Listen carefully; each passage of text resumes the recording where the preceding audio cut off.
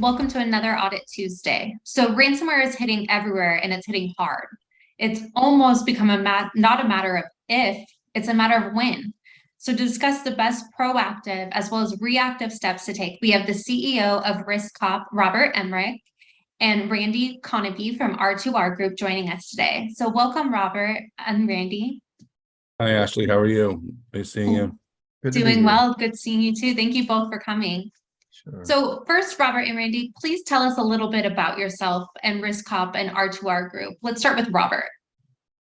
Yeah, hi. So I've been in this business for quite a long time, over 25 years, and it seems like every year it's just getting more interesting and interesting. I really do like helping insurance companies, defense, financial services, similar industries that Randy's involved with as well, to make sure that they protect themselves proactively.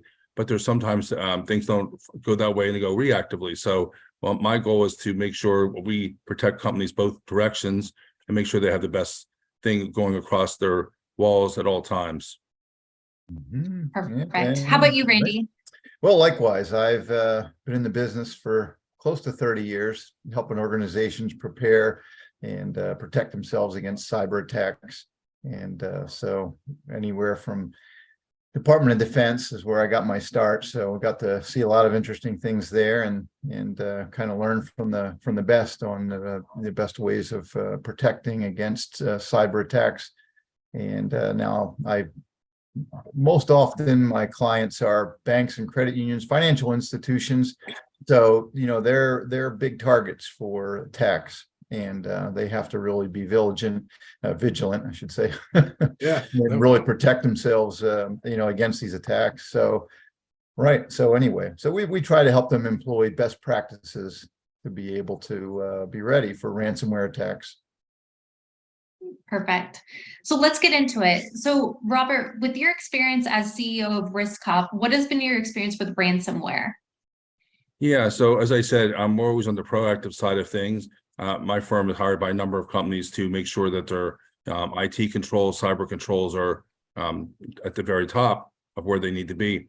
But every so often things do occur. Every so often something will break through and not go the direction that the company is looking for. I had a company about a year ago in the insurance industry in the Florida area, I'll just say very high level. And they got to me and they said there was some very unusual activity happening from various users of various departments, customer service to even other IT risk areas as they service clients from around the country. As we started looking into it, we noticed that there was some very trapped things that came across that just didn't look right. So we had to jump right into it and really understand they were being hit upon. And as the perpetrator understood that we knew about it, when I say we as the company, we had to stop and get some things put into place to make sure that occurred properly. Unfortunately, there was some situation where they weren't able to do all this early, so they got locked out for a number of weeks. Unfortunately, we were able to go in and help the company figure out what occurred and why there was something coming through to say, hey, you have to get this corrected. And we were able to put some internal controls in and also stop them from getting worse with the attack. And luckily, the attack wasn't as bad as we thought it would be. And we were able to at least jump in at this time and only lose a little bit of data, but we were able to recover that back from backups. It could have been much worse. But the idea is, as soon as you see something, you want to say something. And there were some users that didn't do that.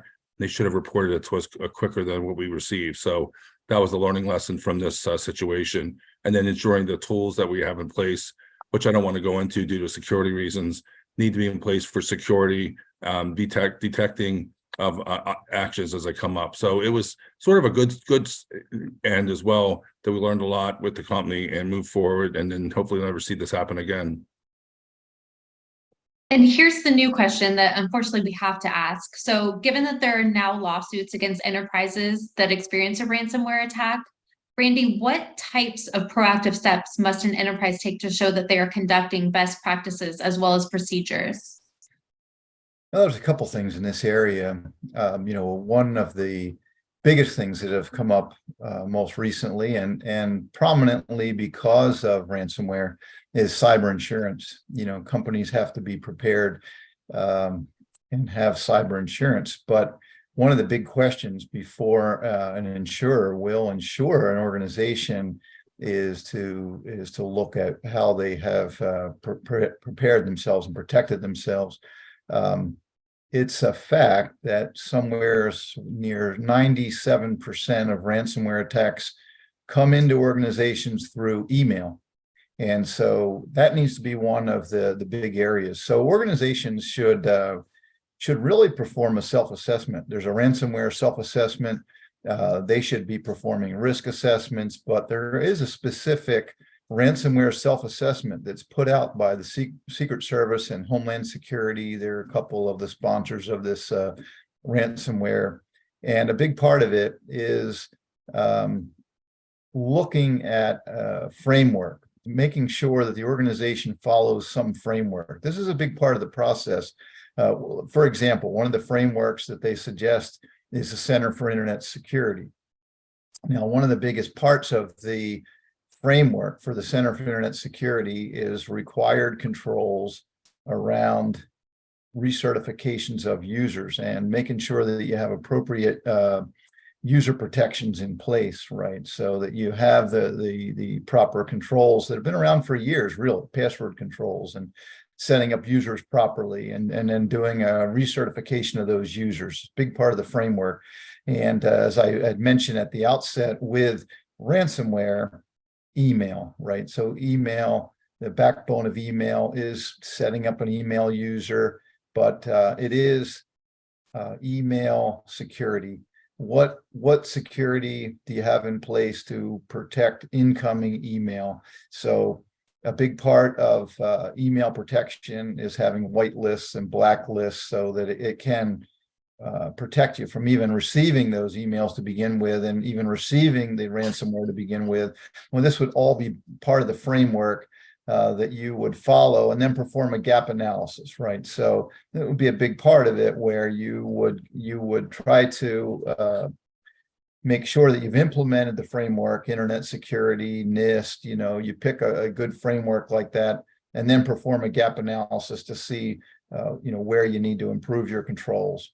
But again, related to ransomware, a big part of that is email security and web security, right? The two biggest ways that ransomware get into an environment are through email. Again, that's like 97%. And probably the rest of it really is coming in through the web. The users, if they're allowed to go out to certain websites, that they shouldn't go to, that's where they're going to get that ransomware. There's malware too, and you can go on. There's I'd have to get the exact URL for it, but Google actually has a site that you can go to, and you can test websites before you actually go there to make sure they haven't had recent malware attacks. And so I always encourage users to go test out this Google site for the URL to help prevent getting ransomware. So those are a few things that you can do on the preventative side. So identity access reviews are part of the best practices and procedures against ransomware that should be documented, right? That is correct. Yes. Definitely. Absolutely. Perfect. So Garrett, how does YouAttest meet these best practices for identity review for your audits? Yeah, it was the gentleman on this call that pointed it out to me that the CSBS has published the RSAT, which is the ransomware self-assessment tool, and that states out straight out that identity user access reviews should be part and parcel of your practice. It states it out right in the steps in the frameworks that Randy was talking about, and also that's the principle of least privilege, and that's what YouAttest does. It goes through all your roles, all your privileges, all your entitlements, and helps you identify, remove ghost accounts, orphans accounts, and excess privileges. That's what we do here at YouAttest. Perfect. So YouAttest can be reached at info@youattest.com. And I know our audience is going to want to speak to Robert and Randy. Robert, let's start with you. How can people reach you? I will provide my URL and telephone number, my direct line to my staff, or if they should get me. And we serve all United States of America. Perfect. And Randy, how about you?